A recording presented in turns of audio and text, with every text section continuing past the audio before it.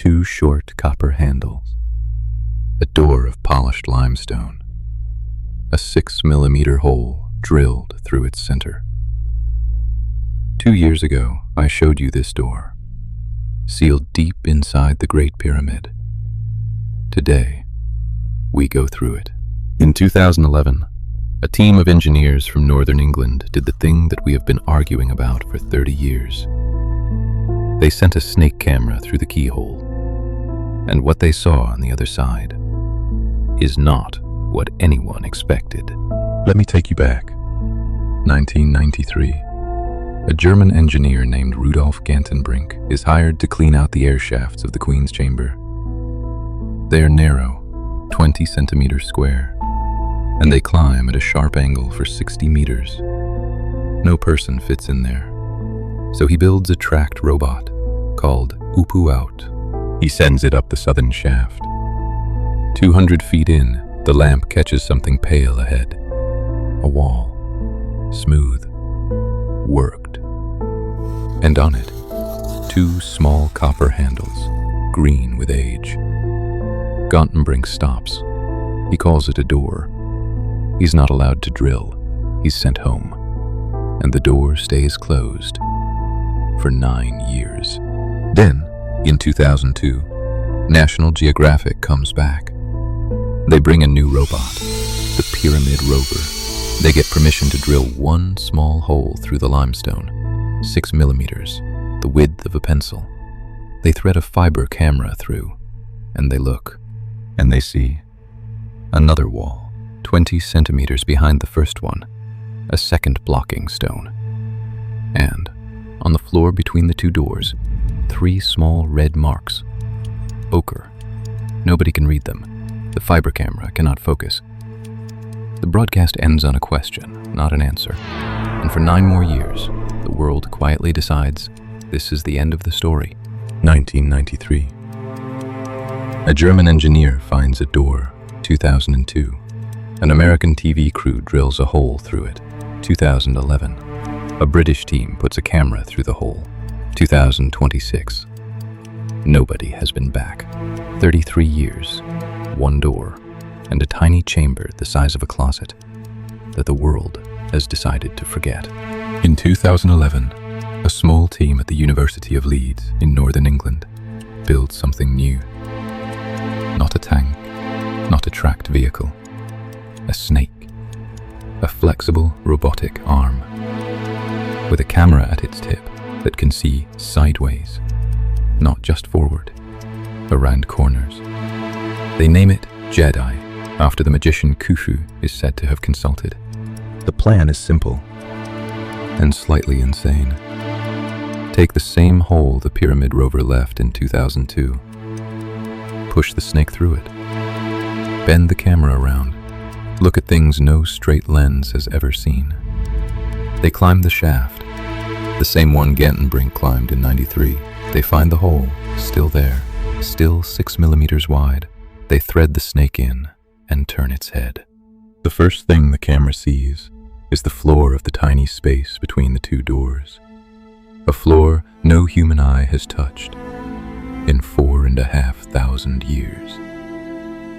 And on that floor, the red marks the Pyramid Rover glimpsed in 2002, blurry, mysterious, undefined, snap into focus.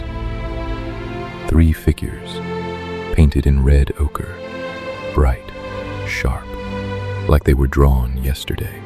Hieratic numerals, the kind ancient Egyptian masons used to scribble measurements on stone before the casing went on.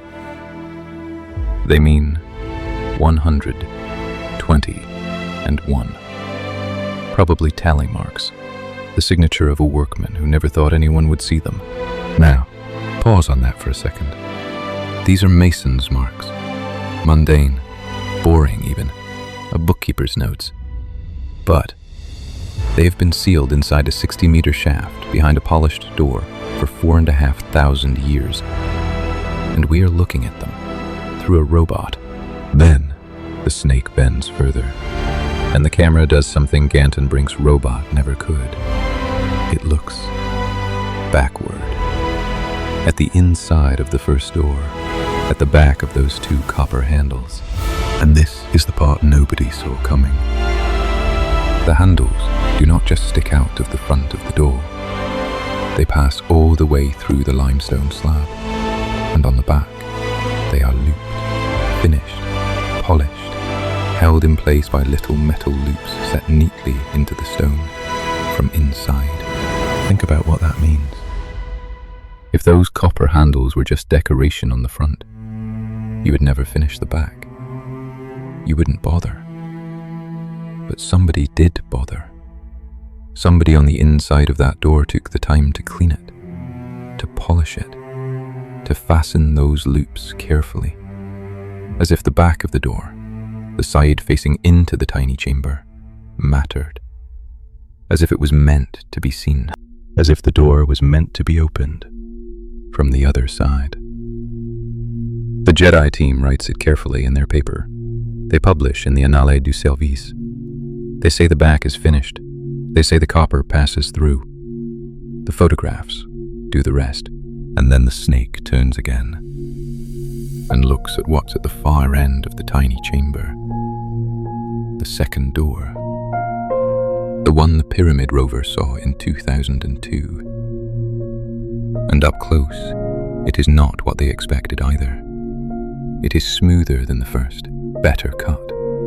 There are no copper handles on this one, no gap at the bottom, no marks. Just a flat, deliberate, polished face of stone, blocking everything beyond. And here is where the story stops. Because in 2011, the Egyptian revolution was beginning. Permits froze. Ministers changed. The project's funding ran out, and the door slipped back into the kind of silence that, in archaeology, often lasts decades. For 15 years now, that's where it has stood.